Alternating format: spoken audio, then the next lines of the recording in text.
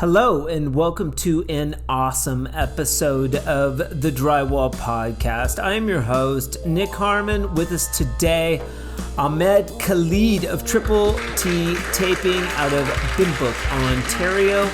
We talk about coming up first generation in the trade, living in Canada, his parents' immigration to Canada from Egypt, and we talk a lot about preventative physical maintenance with your body when you hit 40, but we also talk about his partner Tanner and a lot about ice baths and how he started doing drywall on the weekends because maybe it paid a little more. And my second day there, I was asking the guy higher than me, when do we get a raise? He's like, you just started and you're already asking for a raise? And you're like, fuck yeah. I've been in college for 4 years. Yeah. And then you don't realize, I don't realize that I have to pay for toilet paper, for hydro. I'm 18, 19 years old at that time.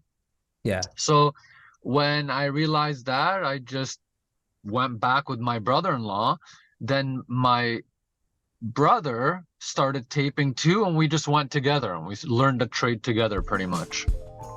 He also spent a lot of time in Alberta, Canada early on, and he also has a business degree which helped him tremendously to become the successful business owner that he is. But of course, we also talk a lot about fresco harmony.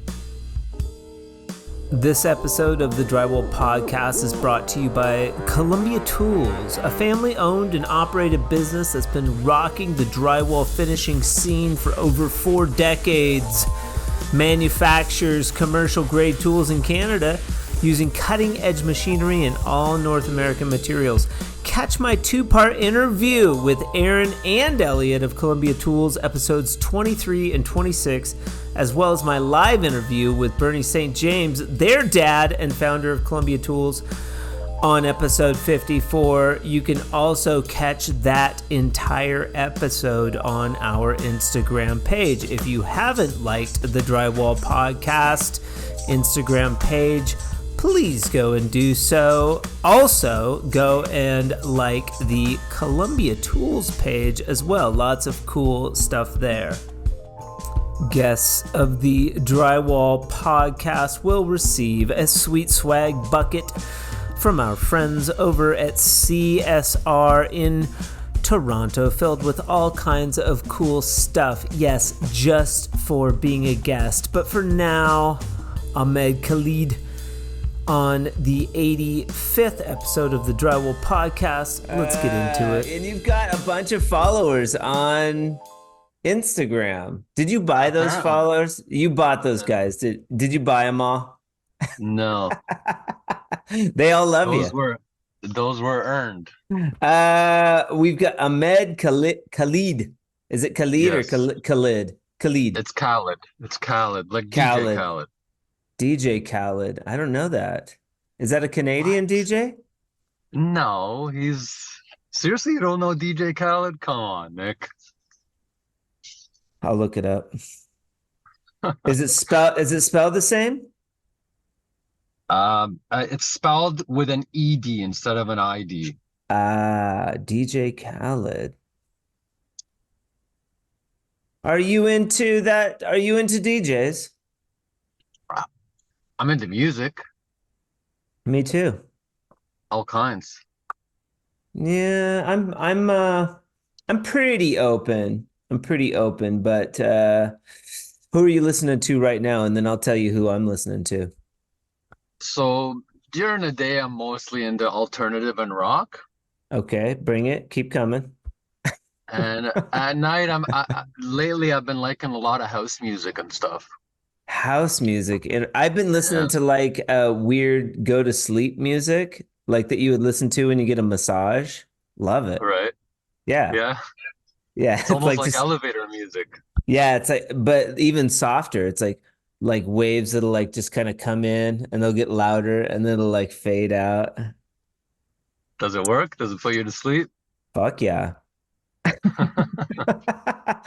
But mostly right now I'm into the Talking Heads for some reason. Like I'm like on this huge Talking Heads kick. Oh yeah.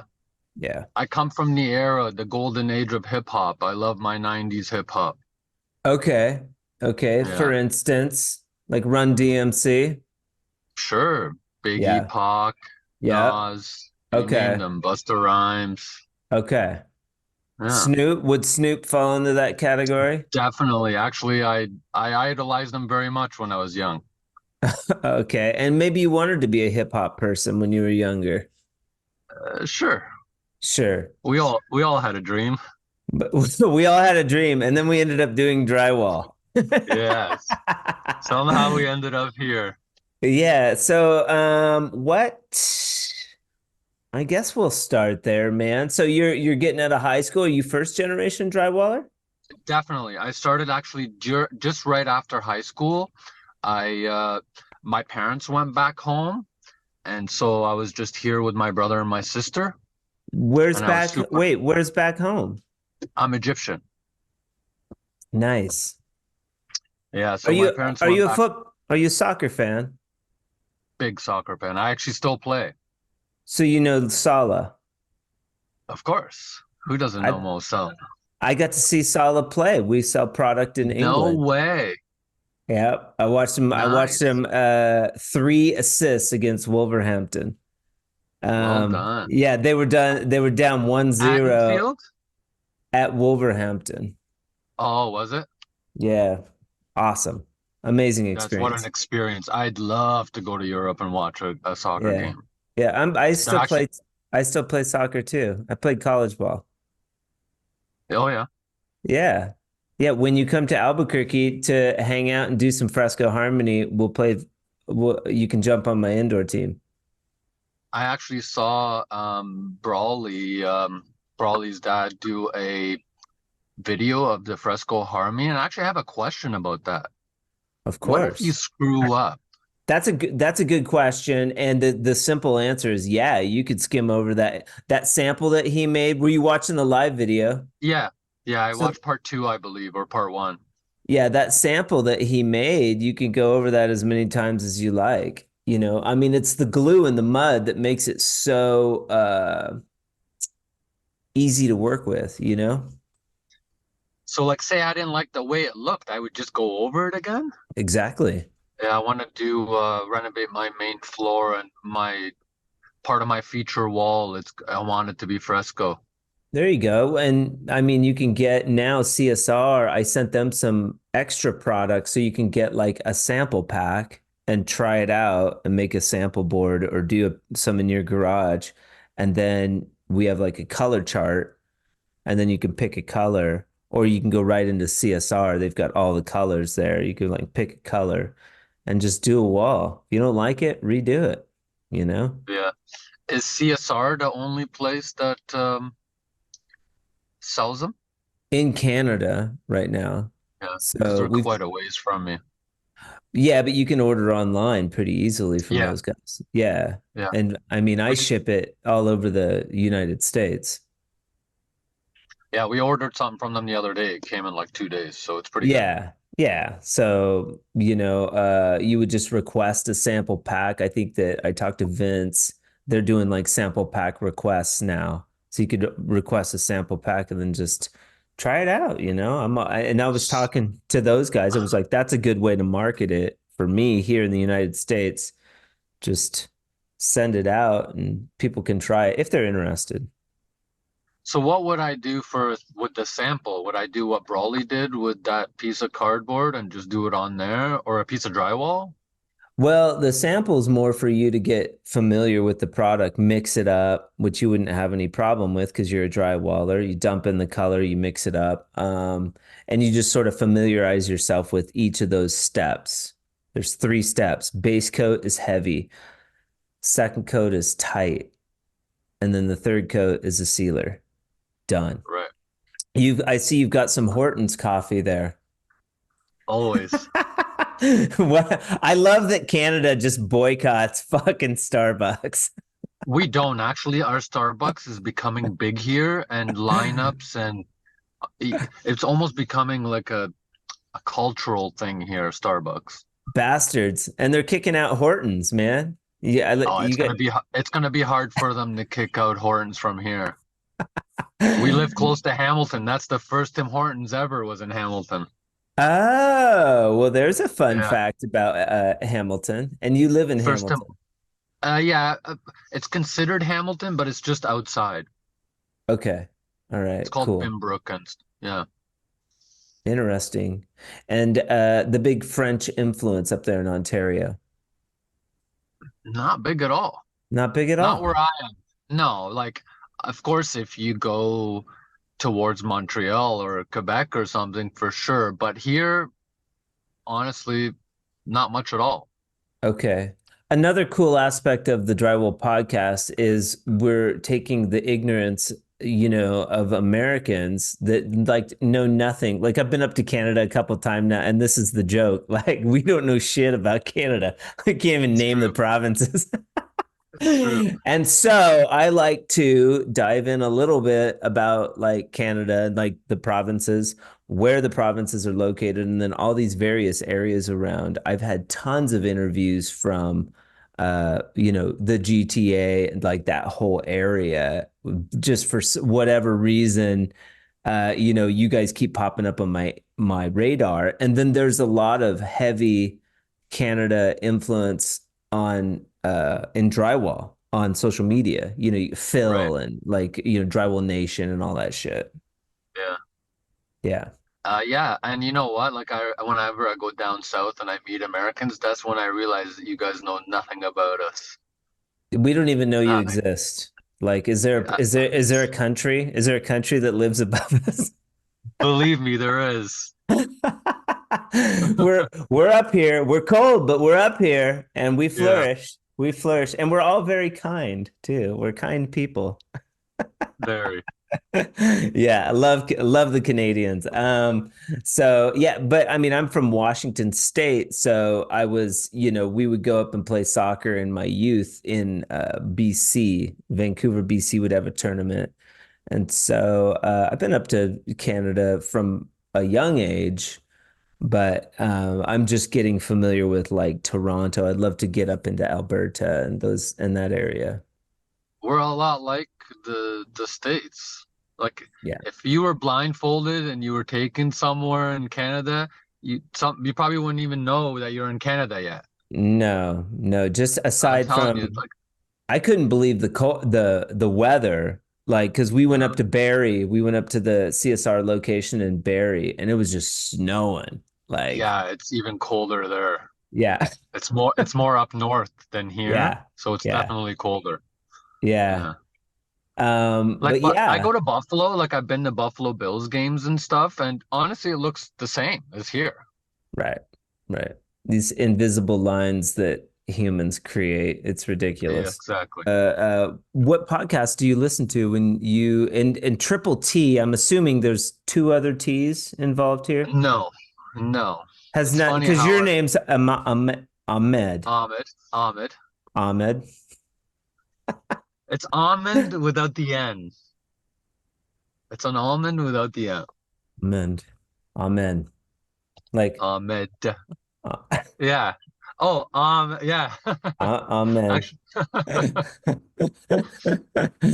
yeah. With a So D. most of my podcasts that I listen to are MMA podcasts. I'm really into the UFC. My friends and I Okay. used to listen to the JRE back in the day, and What's then it that? just got weird. The Joe Rogan podcast or the Joe Oh, Rogan okay. Experience. Yeah, yeah. Yeah, but that got a little stale. So it's mostly MMA podcasts I listen to. Okay. And because Joe Rogan's But a big now, MMA guy. yeah, he's the one of the commentators in the UFC. And did he found did he start UFC?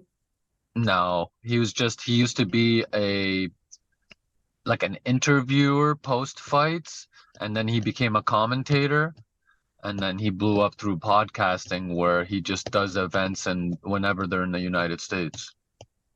Okay. Very cool. Like we saw him. I went to Vegas for International Fight Week last July Okay. for the fights, and we saw him there. So that was pretty cool. Nice. Nice. Yeah. All right. Are we gonna we got to start getting into the drywall stuff here. Let's get in. Are you first generation? Did we establish that? Y- what do you mean by first generation? Like I'm the first? Yes. Yeah. Did your dad Of do my it? Did family? your dad No, teach you how? A lot of no. drywallers, their dads, their grandfathers, whatever, they taught them how to do it. No, I used to do it as a part-time job when I went to college for business, and then my parents went back home, Okay. so I had to make a move. So I started doing it full time, and here we are. Interesting. Yeah. So your parents moved. Also, another difference between Canada and the United States, you were like, if you go to Canada, you wouldn't notice any difference. I mean, aside from like New York or something, a lot of diversity in Canada because you want the people coming, you're more inviting, I would say, for people, immigrants or people coming from other countries. You want that to bolster your economy, correct? Yeah. Yeah. Yeah. Is that why your parents came to Canada? My parents came to Canada, yes, because Egypt is it's it's a dictatorship, right? Yeah. And then a lot of the youth don't have work there. So my parents, I have five siblings, Right. so they kind of like, jumped the gun and made sure that they decided to bring us here and we came here so we can have work and opportunity. Okay. But my mom has her BA from London, England. She's a professor back home, and when she came Okay. here, it didn't mean anything. Okay. Right? So she had to, like, she was working at, like, say, a Tim Hortons, for an example, or a Salvation Yeah. Army. So, and then where she came to a point where she gave us a choice. Do you guys want to come home with me or stay here? I was 17. Of course, I'm going to say stay here. Bye bye, parents, you know? Okay. Yeah. Yeah. That makes So, sense. How old were you? 12. Okay, so you're older. Oh, yeah. Oh, Interesting. yeah. I was 12, and then they left when I was 17. That's still scary, dude. That's only 5 years. Dude, you know what's scary? The scary part was um, when she actually left, and Yeah. you start realizing you got to pay for this, you got to pay for that. It's not Yeah. as easy as you would think it is when your parents are here. Yeah. Welcome to the big leagues, rookie. Exactly. And then when I had my first daughter, I realized what a mistake my parents did by leaving us. I wouldn't even leave her in a different town at 17, never mind a different country. Yeah. How old's your daughter? My daughter now is 10, my older 10. one. I have two, 10 and 8. Okay. So this was a while ago. How old are you, if you don't mind my asking? Right now I'm 41, 42 in a couple of weeks. And you're still playing soccer. That's pretty good. And you know what? I found out last season I was by far the oldest on the team, and it hit me pretty hard, dude. Yeah. Yeah. Welcome. It If hit you're me playing, pretty hard. I'm 47 and I'm still going, and I'm ripping with those guys still. But preventative maintenance, dude, you got to get into foam rolling. I do ice baths. Nutrition's a big I deal. know. You got to The start ice doing bath I that gotta do. stuff. You got to start doing that stuff. I have I an know. I have an ice bath. I do it every other day, like whatever, you I've been know. thinking about the ice bath, but I'm just such a coward when it comes to that. They're really hard. They're not for everybody. But foam roller for sure. Like if you get with a trainer and do a little bit of foam rolling, and this is for all drywallers out there. I mean, you get older, you get stiff, but you can do like a lacrosse ball on different parts of your back or shoulder when your shoulders get, and the sciatica back here, these certain muscles, these specific muscles. Like my knee was like starting to give out, and I was like gonna like stop. And I got with a nutritionist who happened to be very good at physical therapy, and he was like, "Oh, you just need to like do X, Y, and Z."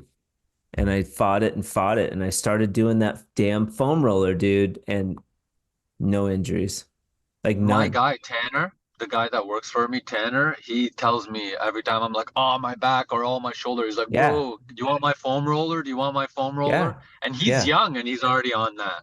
Yeah. It took me several years of my friend Grant and this guy like getting after me.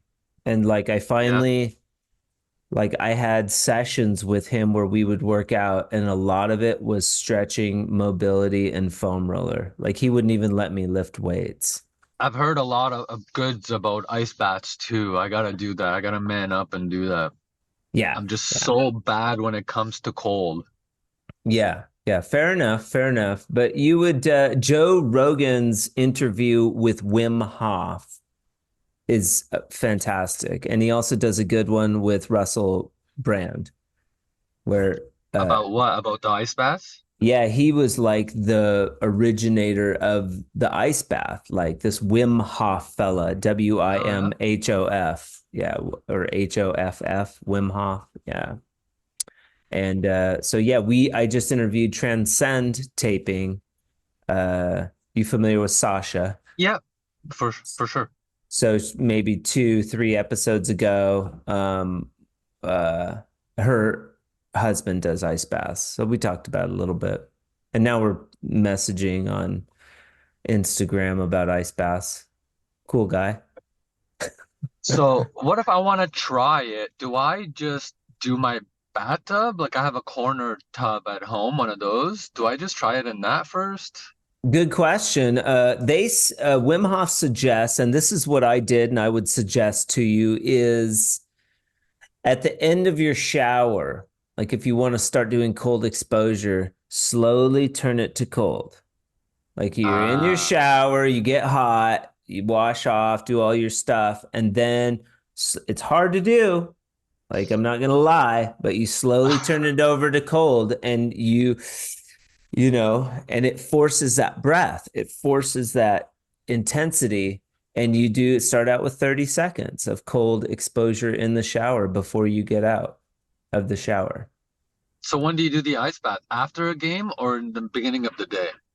Ideally, you'd want to do it after a workout, but earlier in the day, like after this podcast, I would go and do the ice bath. And then a lot of people do it first thing because it like just invigorates you.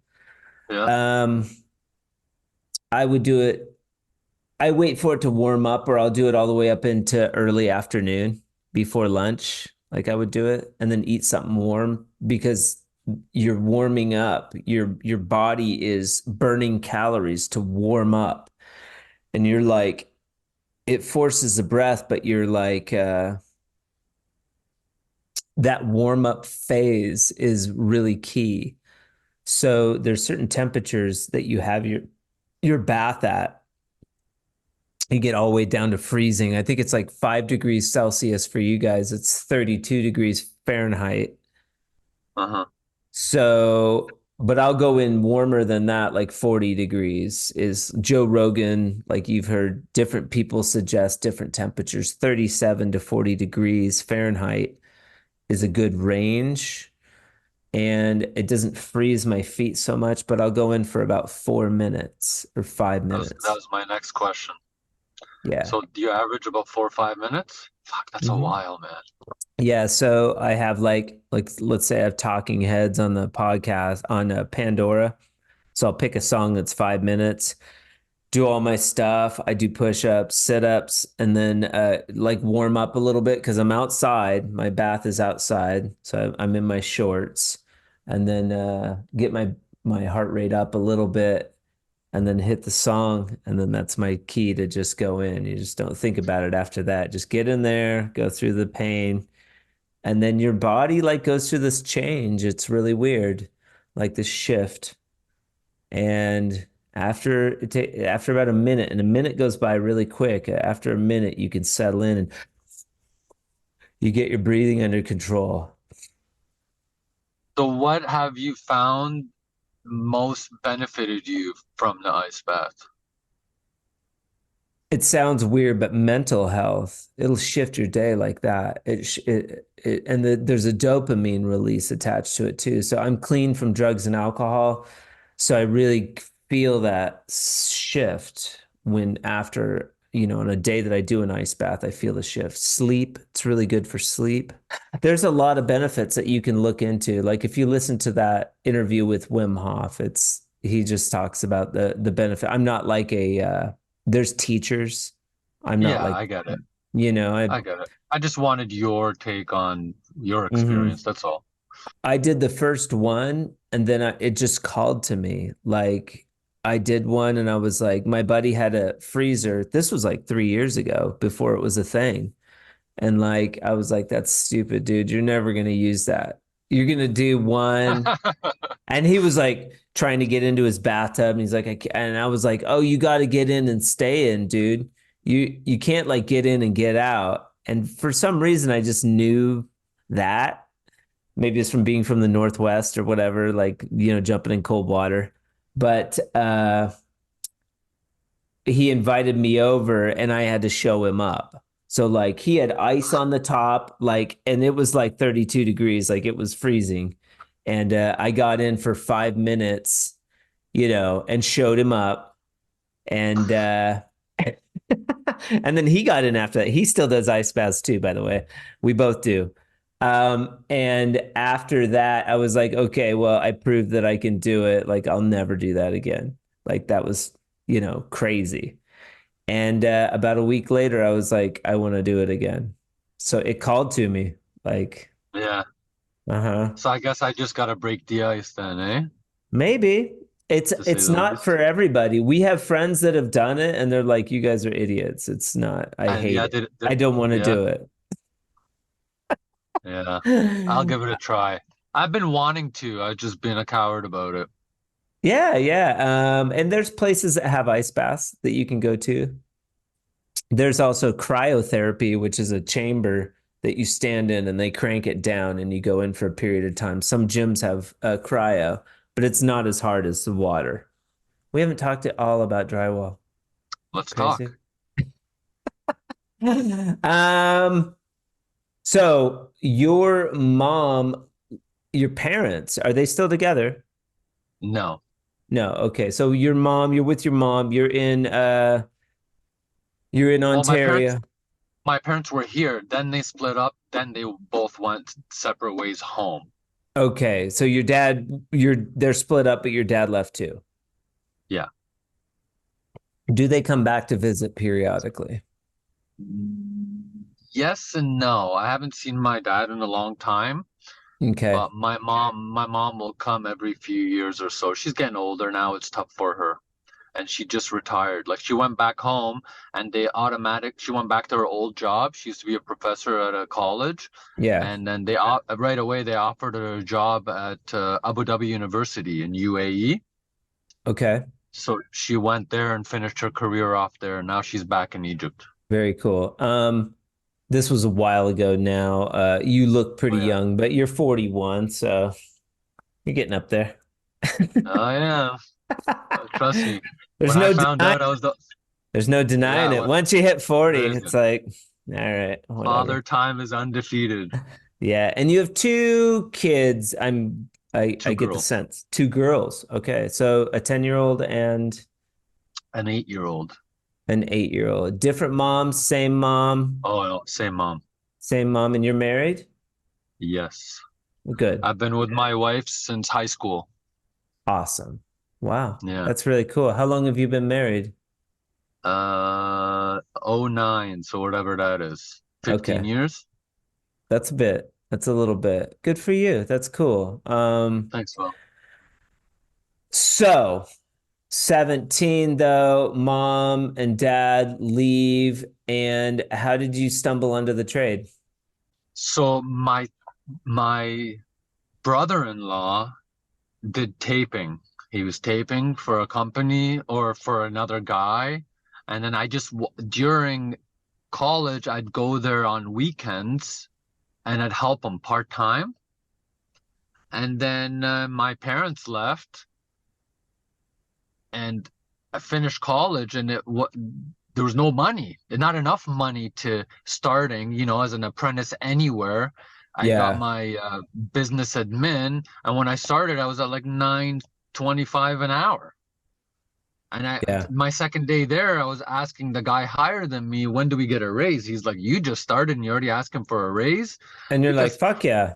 I've been in college because for he, 4 years. yeah. And then you don't realize, like, I don't realize that I have to pay for toilet paper, for hydro. I'm 18, 19 years old at that time. Yeah. So when I realized that, I just went back with my brother-in-law. Then my brother started taping too, and we just went together and we learned to trade together pretty much. Nice. And then here we are. I used to live in Calgary, Alberta. Okay. It was booming back in '06, '07, '08. All I right. went up there for 2 months. I ended up staying for 3 years. Nice. And there's decent money in drywall. It seems like in Canada, not so much down here. Uh No, Probably not up there too in certain areas, but it seems like in your area it's pretty good. Like you guys do pretty well up there.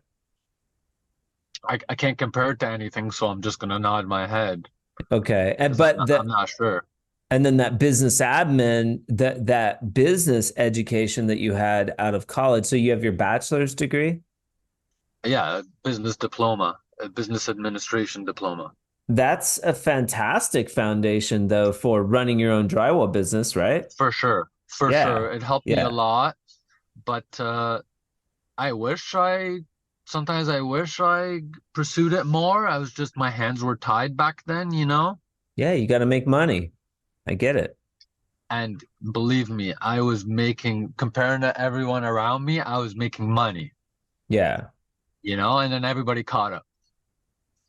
Everybody what? Caught up. Caught up. Everybody got I got friends that are doctors, lawyers, you know what I mean? Yeah, yeah. Realtors. Yeah, yeah. They eventually caught up. Yeah, but they have to be doctors, dude. You get to go and play in the mud every day.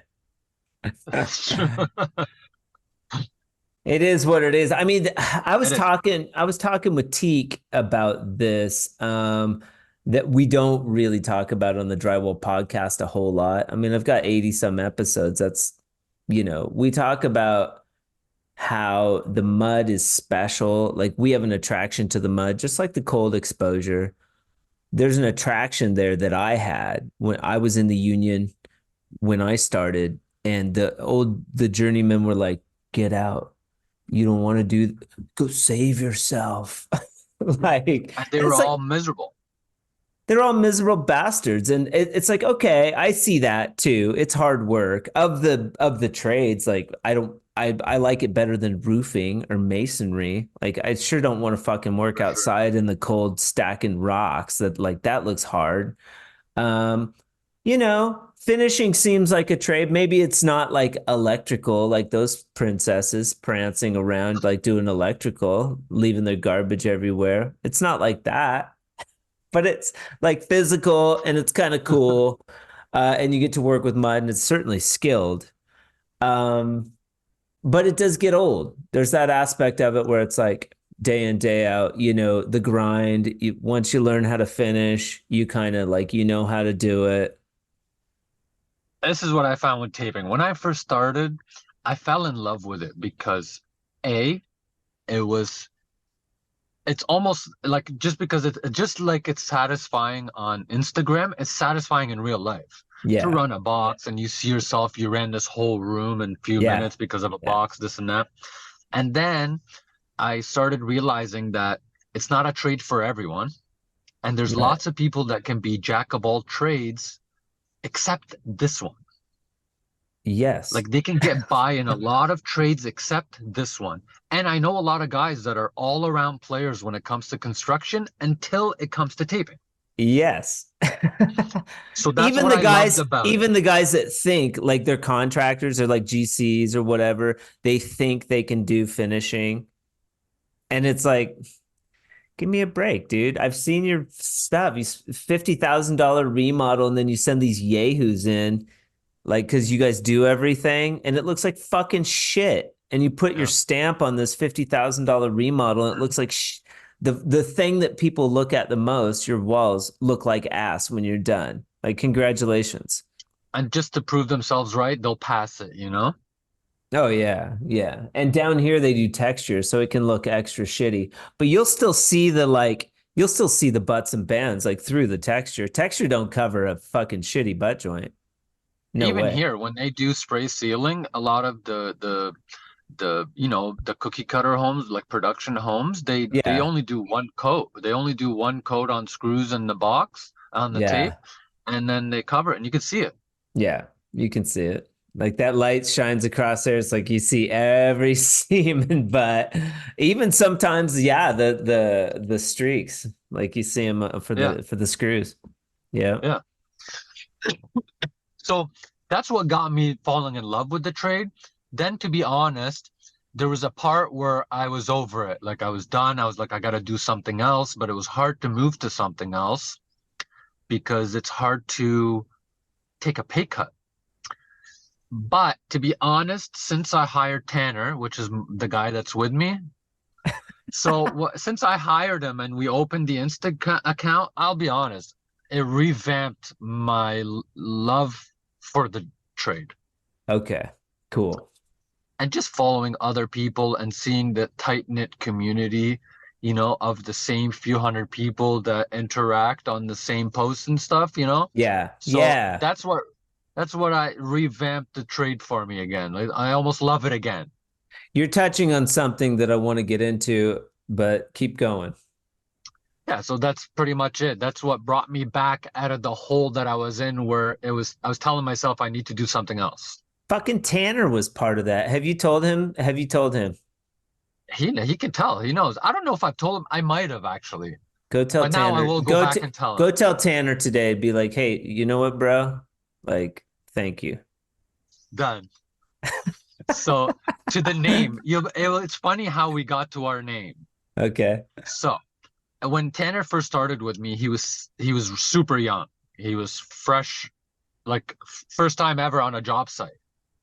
Okay. And when he started, whenever we drive back home from work and stuff, I'm like, you know what, man? I have an Instagram account and I follow all these drywall tapers. It'd be cool if we had our own.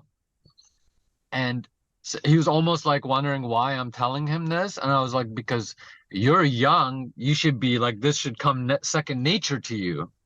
Open up an Yeah. account, make reels. Yeah. Yeah. So we didn't open one because we couldn't figure out a name.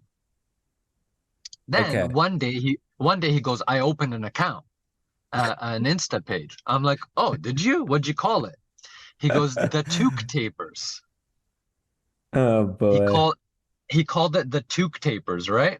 Like had it So TUK or yeah, like how he wears a toque all the oh time. Toque. Okay. All right. So he called it a toque taper. I'm like, that makes no sense because I don't wear a toque. You wear one all the time, but I don't wear one. The one So what Toque did I taper. do? So what did I do? The Toque Tapers is three T's, Okay. right? And Love it. triple T taping is also three T's. Triple T taping. Ooh, So nice. I was like, and it has a nice ring to it. So that's how we have Yeah. triple T. I read it for the longest time. I read it as triplet. Did you? I know because when Insta puts it together, I Yeah. know. Triplet tape. Triplet aping. Very cool. So that thing that you're touching on and is sort of what has happened with the Drywall podcast and meeting these dudes. Um, like once I get done interviewing you, we'll know each other. Like Yeah, for that's sure. it. And it's like so I would have these conversations about Fresco Harmony all the time, and I was like, oh, I can pick off these drywallers one at a time and like get to know them. And the byproduct is community. Like so with like the adventures, like these drywall, we have one coming up now, this drywall adventure in BC, Surrey. Uh Teek's gonna be there, the Gilbert girls, Oh yeah. Danny Moody and Sean and Cam and Chad and me, and we're, the Trimtex is sponsoring it, advanced. We're getting free product from USG. Like, so it's starting to gain a momentum. But the coolest part about it isn't that, or that you can go somewhere and make money and have kind of a vacation and hang out with drywallers. It's the camaraderie. Yeah. like you're talking about with Tanner, this connection. And I was talking about with Jack, like my guy Jack's burnout. I set up jobs, he does them, but he's like burnout, and I get it. Like he works alone a lot. It's way more Yeah. fun to work with somebody and showcase your skills. It So depends who the somebody is, though. totally, I I've get learned that. that a lot too.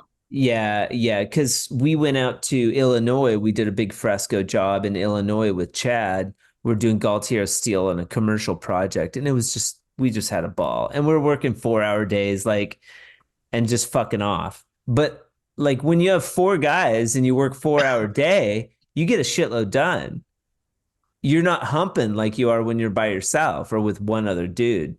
Like it's you can achieve so much more work with four, five, six guys or girls, you know. Especially if it's a fun atmosphere too, where you don't feel like you're working, that goes a long way too. Yeah, or you're learning new things. Now all of a sudden we're gonna be in Surrey. The Gilbert girls are gonna bring their flair. Teek's gonna bring her hawk and trowel skills. And we're gonna be learning from each other and, you know, giving each other shit and razzing each other and all that good stuff, you know.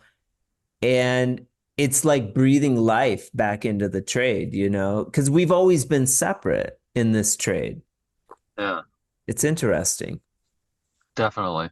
I definitely have a revamp of taping and just in mentally, it's it's gone up there where I'm out of that rut where I want out, where you get to Yeah, share your good. skills with others, learn from others, use new tools and stuff. Yeah, It's definitely yeah, different. And back to the you always need someone, like to work with someone, it makes it easier. That's true because when you complain, you don't want to complain to yourself. You want to complain to someone that's working with you so they can agree or disagree with you, you know? It just yeah, makes the day go by faster and you're not in your head too much, yeah, you know? Our yeah, job is more hands-on than thinking, so it leaves room to think about other stuff. yes, yeah. So it's better to have others there where you could just release some of those thoughts, you know? And even with something cool like colored mud, or you're making these beautiful walls, it doesn't matter if you kind of don't have Yeah. that, if you don't have somebody to share it with. It's weird. It gets repetitive and it just becomes an everyday thing where it's almost like you have to do it, not want to do it. Correct. So that's an interesting aspect. I want to get back to these 11,000 fucking followers. What's that all about, dude? Would you guys take your shirts Bro, off? Did you take your shirts off? we started about a year ago and I remember there's another guy that I follow. I grew up with him, is Top Shelf. It's called Top Shelf. He's a cleaning Okay. company. Okay. And he called me one day and he goes, "Hey, you asked me for my Instagram account. How come?" I was like, "Oh, I have a work one now too." So he goes on it, calls me back 5 minutes later. He's like, "You realize that one of your reels hit a million?" I'm like, "What does that even mean?" Right. So I go on Instagram. He goes, "See that tab in the middle? Hit it." I didn't even know you could look at views. And I already hit a million of one. I was doing a butt joint at real Okay. time speed. Okay. And I was like, holy. He's like, brother, sorry to break it to you. It's so rare that you might not get that again. Okay. So I almost made it my mission to get it again. Oh, all right. And we hit it twice more. What do you think differentiated that video from other videos? I'll tell you. Our job, we're lucky as drywall finishers that our job is Instagram friendly. And what I mean by Instagram friendly is it's so satisfying to the eye of people that know nothing about the Ah, trade. love It's it. so satisfying. I have friends that have had an Instagram account for 6 years and don't even have 5,000 followers. Yeah. Like I'm doing colored mud though, but I think the content is really key too though. But also I'm not running like the box. Like so Exactly. And even like when drywallers will do a time lapse of a room where it's all studs and then they do a time lapse video and it's getting covered, it's yeah, satisfying to the eye to see it get sealed up. definitely. So we're just lucky. It's our trade. It's not our videos really. It's not our creative input. It is, Yeah. but that's only to an extent. It's most of all, our job is satisfying to look at. People like to see mud get splattered and then get wiped clean and tight. Nice. So you leveraged that interest in those videos. How did you do that? What do you mean? How did you leverage? So, okay, so you got 1 million views. Was it just automatic that people started to like your page after you have a video get 1 million views? Yeah, I noticed is when, say, I like someone's Instagram story or whatever, Yeah. that story or that reel will come on my followers' feeds. Okay. Okay. So like say I like Nick Harmony's last post, Yeah. it will go on my followers' page when they're scrolling through. Okay. And it will say in the bottom, it will say Triple T taping like this and others. Okay. Do you know what All I right. mean? So it's Yeah. almost like an algorithm thing. For me, I noticed Yeah. most of my views come from me doing butt joints, not even corner beats. Yeah. The girls talk about that's why you see so many of the screws spotting. Okay. So you get all these views. And you start to get an uptick in your Instagram account. Are you an influencer in that maybe Columbia or Can-Am or some of these companies start to reach out to you? We've had about 3 companies that have reached out to us. Okay. And I mean, how do you handle that? I say yes. So They they tell want me to they want to send me they tools want to to send you some review for me tools? to yeah, for me to review and make content on, and tools that I want from them to make reels and review for them. You're like, Why fuck would I yeah, say no? send me some tools, man.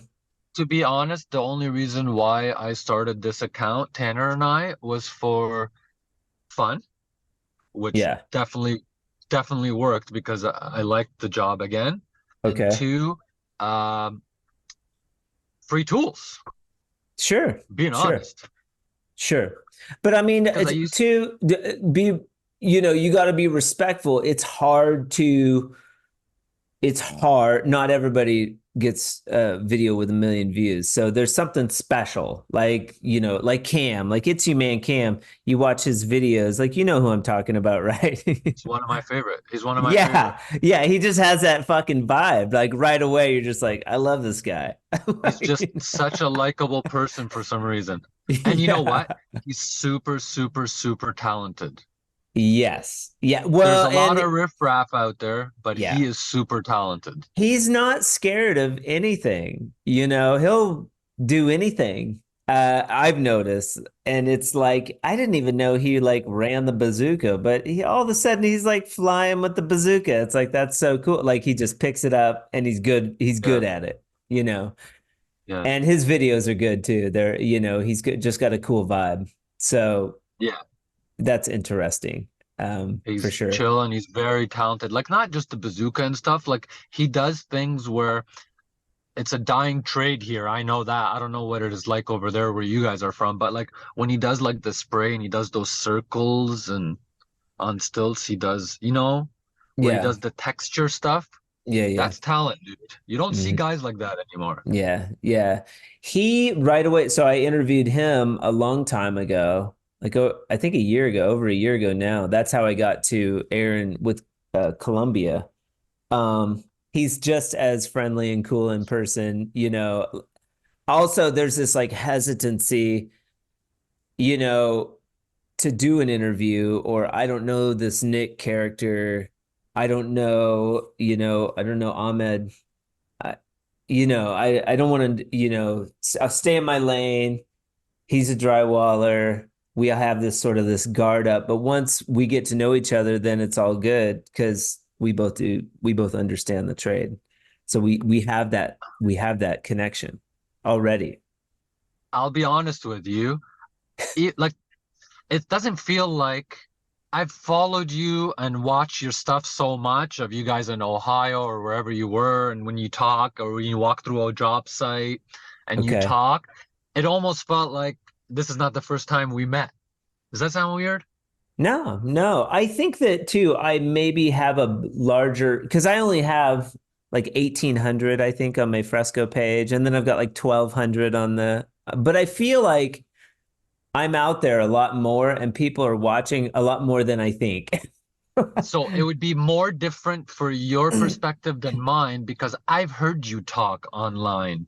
I've heard you walk around with the camera and talk with your own voice and say this or say that. I don't talk in any of my reels. Right, right. So it's different, right? Yeah, that's a Like I've already tough. heard your voice. This is your first time hearing my voice. Yeah, yeah, yeah. So I feel for me, it Knowing doesn't you. feel like we just started talking. For me, it doesn't feel like we just met right now. I think there's value in that though. Like Sean's good at it too. Like I appreciate the people that go on and do live.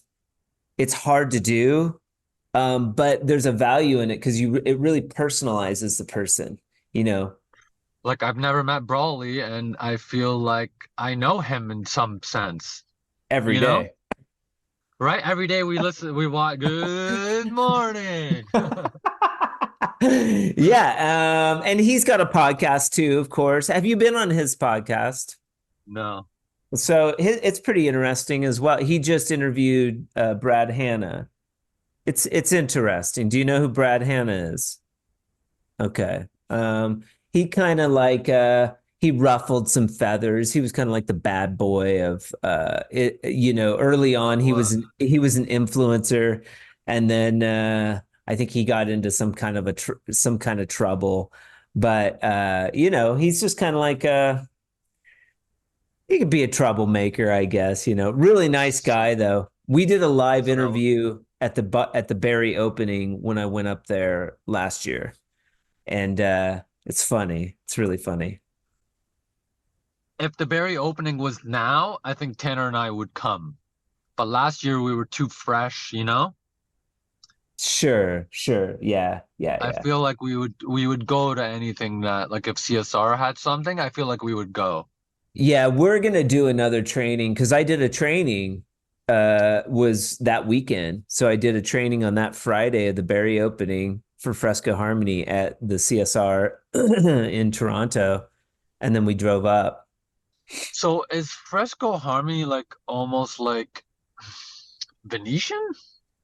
No, I mean, and Venetian too is just a buzzword. There's all these different types. There's like diamond finish and marmarino and portillo and American clay. And there's all these weird systems that are laborious and cost and like expensive. Whereas Fresco Harmony is just efficient and affordable. And And you, almost, and by the sounds of it, a lot of people can do it themselves. well, I'm using all-purpose joint compound. Like throw a lid on it, come back after lunch and finish the wall. Yeah. No, you're right. I like that a lot. Like it's a lot of these products go off. Yeah. So you either have to use it really quickly or you waste money. Um, there's a lot to it. Once I started going down the rabbit hole, it just was like, oh my God, it was amazing. And it's still unfolding. It's still unfolding all the time. It's a really cool story. So how would you know how much to put in a pail of mud? It's measured, so it's 1 unit per 1 box of mud. So what if I'm doing an area where it doesn't need that much mud? I would just take a little bit and then mix a little bit in it. Yeah, but like let's say I'm doing this wall behind me, it's probably 10 by 15 feet. I'm gonna Okay. burn a bucket of mud on that fucking wall, especially covering the Yeah. texture. Yeah, Oh, okay. the base coat's gonna eat a bunch, and then I'd have to do a second coat. So I'm gonna use 3/4 of a bucket of mud, 2.5 gallons on that wall, a 10 by 15 wall. So you get about 150 square feet, something like that. And then I got to seal it. So the sealer goes, 600 square feet. But the material cost is down around 25 cents a square foot. Very cheap, cheaper than paint. Well, the first coat has to be thick, and you said the second coat has to be tight. So tight as in like put on, take off? Yeah. Yeah. But when you It's textural. okay, so when you leave the first one thick and it's like different layers, and then you go and skim, it's just gonna smooth out everything. Yeah, but your peaks and valleys from that base coat create your design, your movement, so to speak, your modeling. That didn't occur to me early on. I thought that like to get two colors, like because the cool thing about plasters, like you get multicolor, you get like dimensionality of out of Yeah. the wall. That's what's attractive. That's what people like. You get it with the sealer too. So when you run a seam, you fill it. Your first coat is you fill the seam, but your second coat is tight. Now, let's say you forget to sand off your lap line. You get a flash joint right there. You get that little Ah, so that's your you'll see that after. you create that purposeful flashing all over your wall with the base coat, and it covers up the ugly ass texture on that first coat. So it does Right. two things. Second coat brings the wall back to kind of flat, but not perfectly flat. And it brings out all that color from your high and low points. Right. And then when you I should seal it, the sealer compresses like wet sanding. The sealer, and Brawley went through yet last night, he was going light. He went through each step. So he so puts I on the should have bait. went to part two. Part two, he was doing the second coat. So he was running the tight. Yeah, that's what I need to see so I could see if when he does it smooth, does it smooth it all out? But the sealer's really what smooths it because it's a high viscosity trowel sealer. It's like yogurt. It's thick. Yeah, You put it on, you trowel it on. So yeah, when I go to trowel on that sealer, it compresses those layers of mud and smooths it out. And then it impregnates the mud which is thirsty for moisture. It impregnates it with the sealer and it makes it just like smooth as a baby's butt. I love it. It's And the crazy. sealer's the same for all colors, right? Yeah, sealer's just clear. We have colored sealer, but it's like just you have gloss and satin, but they both have a very matte feel to them. Oh yeah, Like when you're done, it's very earthen. And people are right. like, "Well, can you do the shiny plaster?" And it's like, "No, I do. This is what it looks Yeah, like. This is I'd rather it." have it matte. And that's real popular now. So then It is. you can dump in a little silica sand and you can get like a traditional plaster look that way, or a Right. micro cement with mud. You can get With that mud. look with just mud. Yeah, That's amazing. you don't need to go, and then you have to prep the surface. Yeah, But fresco harmony, you can go right over level 2, level 3 finish, no sand. Like because it's so thick first layer, right? you're doing two fat coats of mud the whole wall. You just bury everything. Yeah, So it doesn't. yeah. When we were in Colorado, we were doing this texture with a pool trowel, with a 14-inch pool trowel. So we would glaze the angles, but we wouldn't even like second coat them. We just leave them. And because you're pulling a full coat of Right. mud over the entire wall. And then you'd leave these subtle lightning bolt kind of texture. It's a great texture because your finish doesn't have to be as clean, and then it's easy to patch. Yeah. But it looks smooth, kind of. It doesn't look like an ugly, bumpy texture. So that was interesting to me, and it was like, oh, if you put color in the mud and did that texture, well, you'd paint and texture at the same time. That seems smart. And then it started evolving from there. I love it. That's crazy. It's not a big deal. It's yeah, it's in our my neck of the woods, like it's my kind of forte You would love it. because it's mud. Yeah. If drywall guys were a little bit more open, what I've ran into is like we're closed. We tend to be closed minded, or they think it's Venetian plaster or something. And it's like, no, it's fucking color joint compound. You're just skimming walls. There's It a helps a learning lot curve. too that those guys are showing us online. Like I know way Totally. more. I would have never known about it if it I wasn't for you know. guys. Like I've got 70 videos on fucking YouTube. You think one of those has got a million views? It's like, no way. Cam throws a reel up on TikTok and it's like, boom, you know? Like, you It's know, an it, people don't want to watch this guy. Like, you know, it's like, it's an unfair thing, man, honestly. yeah, it is. I try to make, you know, my last fresco video was pretty cool. I use Beck, you know, for the music.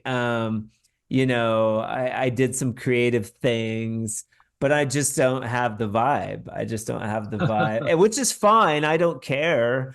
Um, but the more, yeah, those guys jumping on board has given other people permission. It's like, oh, it's okay, you know, that I could probably try that out or do it. So it's been cool. Yeah. I want to do it now just from online, from you, to man Cam, Brawley. So influentially, you were using tools before you maybe climbed to 11,000 followers. What was your tool of choice before becoming an influencer, and have any of those new tools that you've been sent uh inspired you in any way? Well, we haven't really been sent much yet.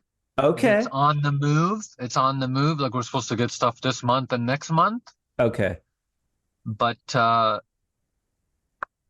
honestly, trowel and hawk is king, man.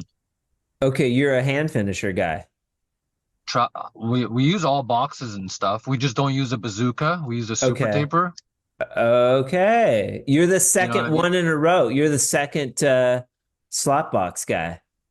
Well, it's not a slot box, but okay, it is a shit box. Yeah, you're right. But it's not the hopper one. It's not the hopper. It's You know, the the super taper. super taper sounds better than shitbox. I'll give you that. But it goes from the super taper and ends up in the shit box. So It's always going to end up in the shitbox before it goes that's on the right. wall. That's right. They should call it the shit taper. But I've had Columbia boxes since '07, '06, '07. Okay, you're a Columbia fan. That's what we started with. Very honestly, they're old boxes. I love that. I still have them.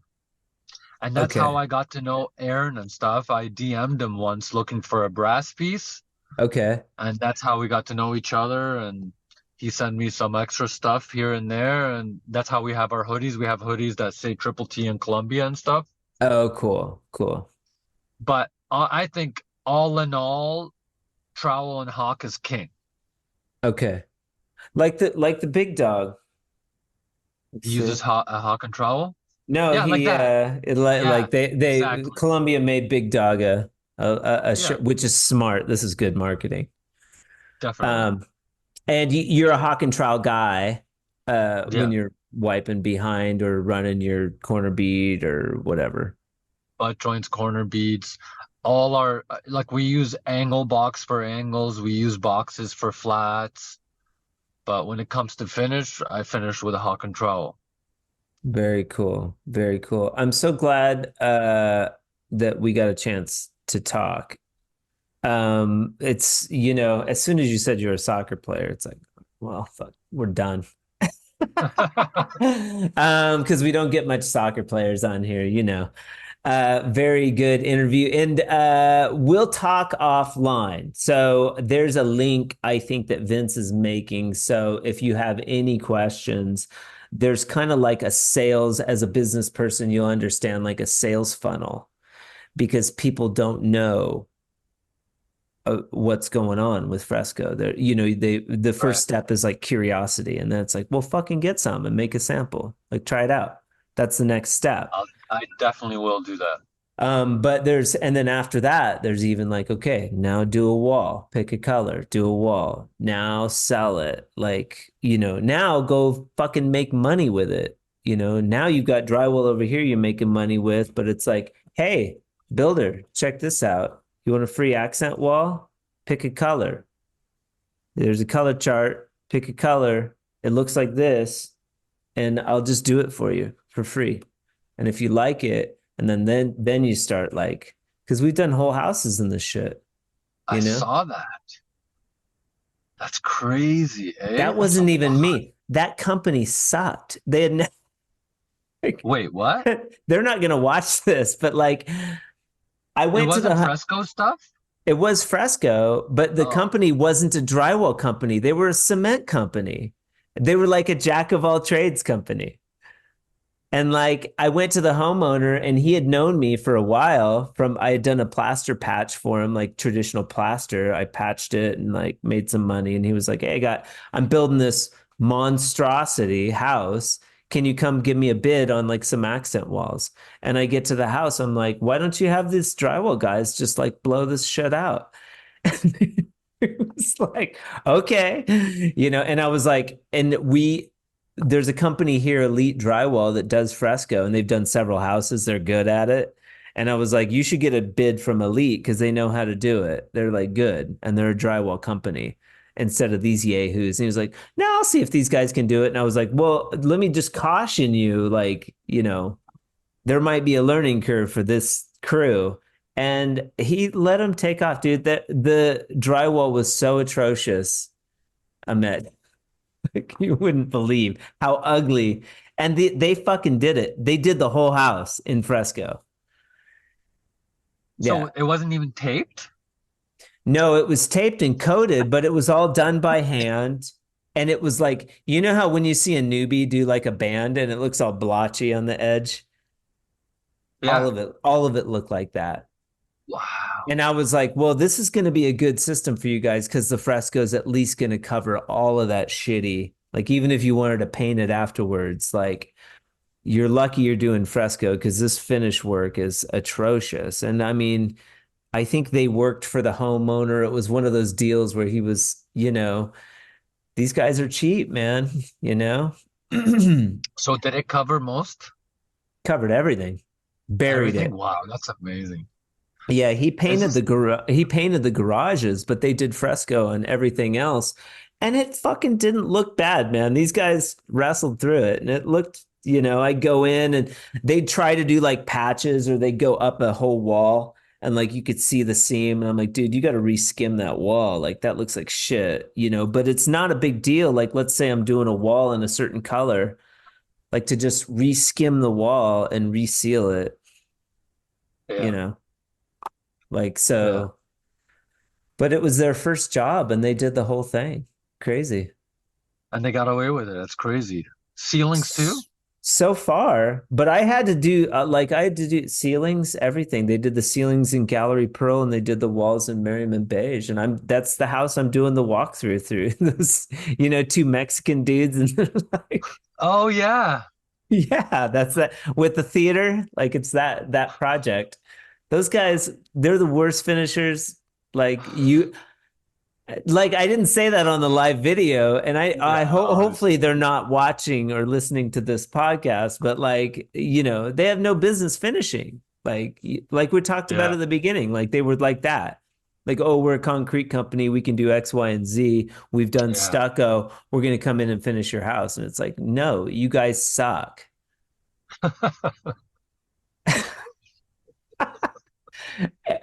But for some reason, like fresco, you can get away with kind of being messy. You don't like it's Yeah, almost like the messier it is, the more movement you get, when you do it kind of right. shittily. It almost looks I better. I thought you had to go all one way, but I saw Brawley yesterday. He was going everywhere. Yeah, because then you're making different textural lines. It's abstract. I call it organized abstraction. You're moving across the wall left to right, but you're, kind of going different directions with the trowel. Yeah. Yeah, I can't wait to try it. I was a pan and knife guy until I moved to Colorado and we started doing that texture. And that's how I learned the hawk and trowel. I've never used a square edge trowel. I've always used a pool trowel, and it's always for texture. So you're that much cooler now, eh? I mean, there's some things like I can use a pan and knife. Like if I'm running corner beat, I use a pan and knife, Yeah, so that's weird. But it's cool knowing how to use both for because sure. they're both completely different skill sets. For sure. I am nowhere close with a knife and pan Yeah, as they're I am with a different. hawk and trowel. Yeah. Uh, I think that if I went back to drywall finishing, I would be predominantly a hawk and trowel guy, just because of the way it loads up and the way you can load up a butt. I feel like it's more efficient, but Yeah, that's always it's always going to be opinion. to the person. Yeah, for sure. Ahmed, Khalid. So you have to keep saying the name so it sticks in there, man. So good to have you on the Drywall Podcast today. A young 41 years old Triple T taping. Look out, like a year in, dude. You guys are crushing it. You're getting free Thanks, man. product. Appreciate Um, that. I really enjoyed this conversation. On Me all the too. episodes, I don't get into Fresco Harmony so much. I don't want to do too much shameless advertising, but like if it comes up and if somebody's genuinely curious about it, like I'll talk about it. It's interesting, I think, as is ice baths, and drywall finishing, which we discussed. And I appreciate you coming on the podcast today, man. Appreciate you for having me and thinking about us.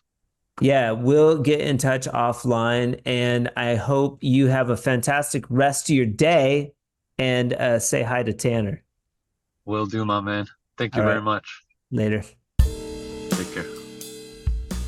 Special thanks to Ahmed, Khalid for being with us on the Drywall Podcast today. Triple T taping. How cool is that? Also, I want to give a huge shout out to Columbia Tools for sponsoring the months of January and February on the Drywall Podcast. I sincerely appreciate them. They've supported Fresco Harmony and the Drywall Podcast since the start. Super cool company, super cool dudes. They don't just walk the walk or talk the talk.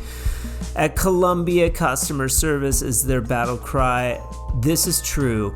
Their top priority is giving you a grade A experience from start to finish. Got a question or a concern? They're ready to tackle those concerns head on by email, phone, Facebook, Instagram, TikTok. Wherever you need to find them, they will be there. And also be sure to check out their YouTube channel, as their how-to videos are the secret sauce, and those kick-ass videos will keep your tools in prime condition. Curious about where to hear the Drywall Podcast? We are available on your favorite platforms such as Podbean, Apple Podcasts, Spotify, YouTube. You can watch the whole episode on our YouTube page, which is pretty cool. Thank you so much for joining the Drywall Podcast today. I sincerely appreciate it. Join us next week. C&B Drywall, Cal Bakeberg out of Cockatoo, Minnesota. But until then, I hope you guys have a fantastic weekend. And remember, keep drywalling.